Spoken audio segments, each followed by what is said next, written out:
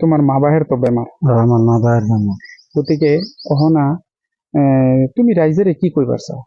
কি কইবার চাই বাপ মারের বেমার না পয়সা করি না যদি কাম করে দিন হাজিরা সবিরই লাগে ওখানে ধরো তাকর যে বেমার 3-4 লাখ টাকা লাগে গুয়াহাটি আসিছে ভর্তি করলে তো পয়সা পাইতেছি না প্রত্যেকে করানো রাইজের কাছে হাত করছি যাই রাইজে যাতে আমরা সহায়তা করে।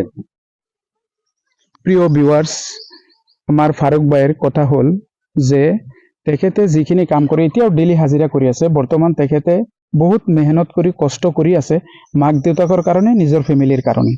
গতিকে তেখেতৰ হাজিৰাই এই ফেমিলি মেইনটেনেন্স কৰি পেলাই আপোনাৰ যিখিনি চিকিৎসা কৰিব তাৰ কাৰণে সুবিধা বা সুযোগ নাপায়, যাৰ কাৰণে তেখেতে ৰাইজক অনুৰোধ কৰিছে এইটো ভিডিঅ'ৰ যোগেদি যে আপোনালোকে তেখেতৰ মাক দেউতাকক অলপ কিবা এটা দি সহায় কৰক, নহলে এটা চিকিৎসাৰ কিবা এটা ব্যৱস্থা কৰি দিয়ক।